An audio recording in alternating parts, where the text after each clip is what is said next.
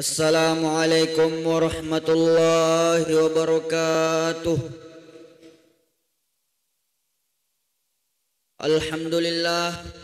Alhamdulillahilladzi waffaqna li tariqil huda war rasyad fajama'ana fi darid da'wati wal irsyad.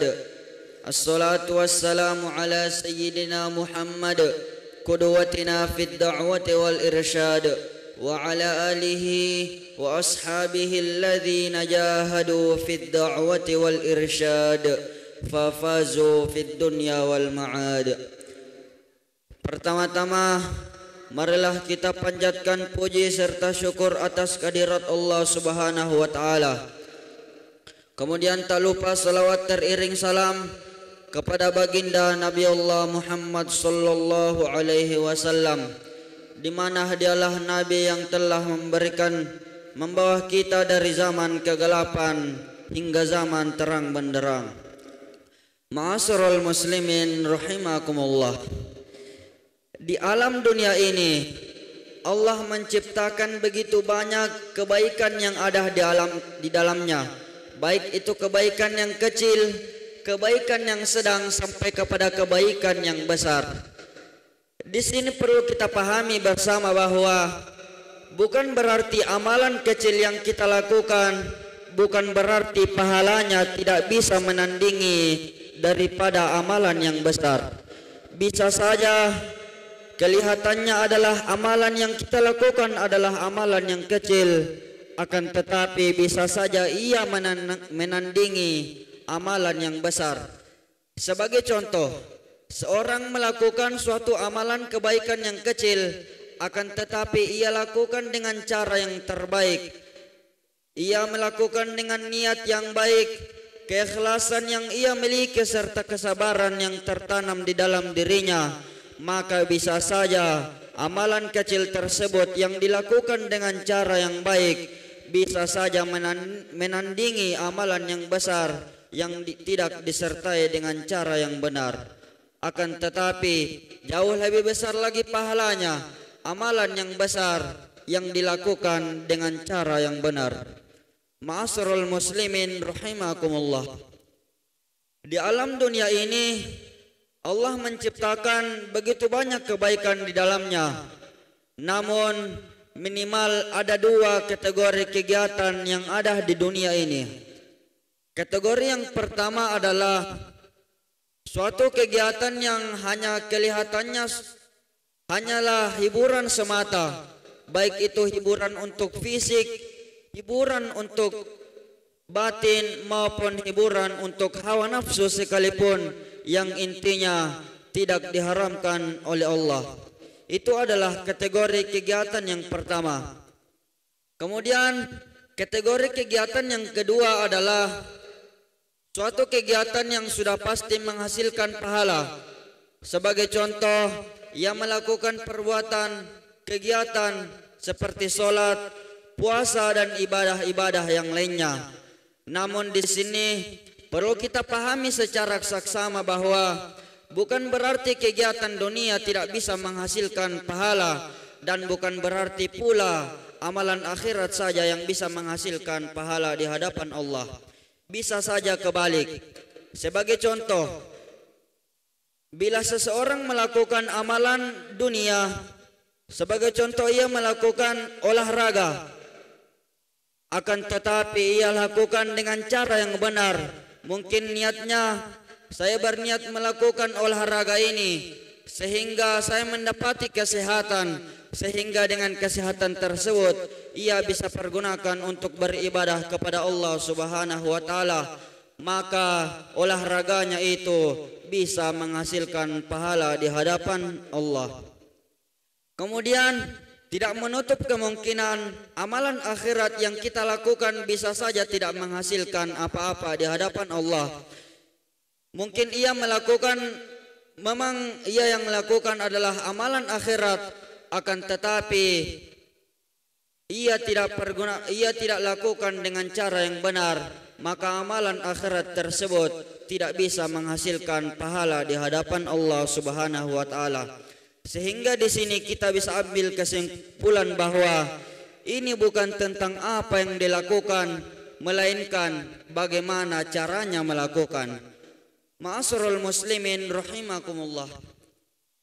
Itu semua adalah sebagaimana landasan dari hadis Rasulullah sallallahu alaihi wasallam yang terdapat di dalam kitab Arba'in An-Nawawi karangan Imam An-Nawawi.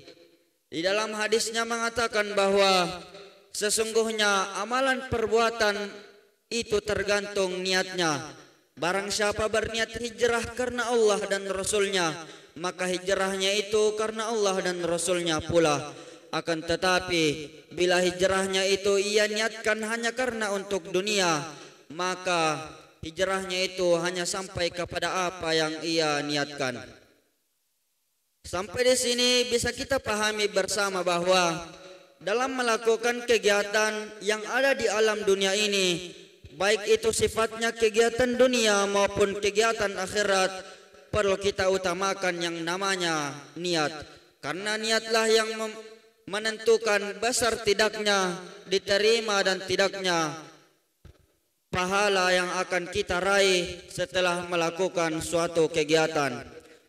Kemudian perlu menjadi perhatian kepada kita semuanya bahwa dalam berniat itu, bila kita melakukan niat dalam melakukan suatu kegiatan, baik itu kegiatan dunia maupun kegiatan akhirat, bila yang kita niatkan hanya karena untuk dunia, maka sesuai hadis di atas mengatakan bahwa kita hanya dapat mendapatkan sesuai dengan apa yang kita niatkan. Dengan kata lain, dunia saja yang akan kita dapatkan. Namun bila kita berniat akhirat, maka dunia pun akan tunduk ikut bersama kepada kita. Sebagaimana ungkapan yang mengatakan bahwa bila kita meminta sebuah gelas, maka gelas akan diberikan kepada kita. Namun bila kita meminta air, maka air tersebut akan diberikan kepada kita. Akan tetapi gelas pun tidak akan ketinggalan. Dengan kata lain, ia akan tunduk ikut kepada air tersebut. Sehingga di sini bisa kita ambil kesimpulan bahwa bila kita berniat dunia, maka dunia saja. Namun bila kita berniat akhirat, dunia akhirat. Ma'asyiral muslimin rahimakumullah. Bila kita melakukan suatu amalan yang manfaatnya itu untuk kepada banyak orang, seperti contoh memindahkan batu yang berada atau memindahkan batu yang berada di jalanan atau bersedekah di masjid, itu kan adalah manfaatnya untuk kepada banyak orang. Namun di sini perlu kita pahami secara saksama bahwa bukan berarti manfaat tersebut tidak bisa kita dapati. Karena ungkapan mengatakan bahwa amalan kebaikan seorang manusia akan kembali kepada dirinya sendiri. Di sini bila kita melakukan amalan yang sifatnya membantu kepada orang lain, itu amat banyak manfaat yang akan kita dapat, bukan hanya di dunia. Namun sekalipun kita telah berada di alam kubur sekalipun, manfaat tersebut akan terus mengalir kepada kita. Sebagaimana di dalam hadisnya Rasulullah sallallahu alaihi wasallam yang mengatakan bahwa idza matal insan inqata'a amaluhu illa min thalasin. Apabila anak cucu Adam meninggal, maka terputuslah amalnya kecuali 3 perkara. Shadaqatun jariyah, yang pertama adalah sedekah jariyah, au ilmin yuntafa bihi, yang kedua adalah ilmu yang bermanfaat, au waladin solihin yad'ulah, dan yang ketiga adalah anak soleh yang mendoakan, di mana ia mendoakan kepada kedua orang tuanya. Itulah amalan-amalan yang bila kita lakukan salah satu di antaranya, maka setidaknya bila kita telah berada di alam kubur, paling tidak manfaat dari apa yang kita lakukan dari ketiga amalan tersebut akan terus mengalir kepada kita sekalipun kita telah berada di alam kubur sekalipun. Kemudian berikutnya, bila amalan-amalan tersebut tidak dapat kita lakukan dalam keseharian ini, maka ada suatu amalan yang sangat mudah kita lakukan di setiap harinya oleh seluruh umat manusia. Sebagaimana dikatakan di dalam hadis Rasulullah sallallahu alaihi wasallam di dalam kitab Syakhsiyatul Muslim, di dalamnya mengatakan bahwa tabassumuka fi wajhi akhika sedekah. Senyummu kepada saudaramu adalah sedekah. Itu berarti bahwa bila kita tidak mampu melakukan amalan-amalan ketiga amalan tersebut, mungkin karena begitu banyak faktor di antaranya, maka paling tidak tebarlah senyum kepada saudara kita di setiap harinya. Ma'asyiral muslimin rahimakumullah. Sebagaimana penelitian ilmiah mengatakan bahwa bila kita melakukan amalan kebaikan, itu akan meningkatkan mental maupun fisik. Bila kita melakukan amalan kebaikan yang bersifat membantu kepada orang lain, maka manfaatnya sangatlah begitu banyak, sehingga kesejahteraan hidup dapat kita rasakan bersama-sama. Sehingga dapat kita ambil kesimpulan bahwa kebaikan itu ada di dalam kesejahteraan hidup, ada pada kebaikan. Sehingga bila kita ingin hidup sejahtera, maka kebaikan harus tetap tertanam di dalam hidup ini. Mungkin itulah beberapa penyampaian yang sempat kami sampaikan pada subuh yang penuh dengan berkah ini. Sebelum kami tutup, ada 3 poin yang sempat kita simpulkan pada subuh kali ini. Kesimpulan yang pertama bahwa semoga setelah selesai penyampaian ini, kita bisa selalu mengingat bahwa unzur makila wala tanzur mangkola, bahwasanya kita tidak hanya sekedar melihat siapa yang menyampaikan, namun kita selalu mengingat apa poin-poin yang telah disampaikan. Kemudian poin yang kedua adalah ini bukan tentang apa yang dilakukan, melainkan bagaimana caranya melakukan. Ini dalam kategori melakukan suatu kegiatan. Dan poin yang ketiga adalah poin yang terpenting adalah kesejahteraan hidup ada pada kebaikan.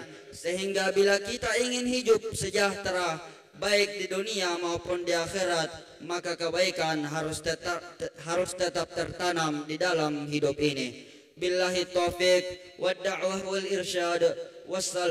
Wassalamu alaikum warahmatullahi wabarakatuh.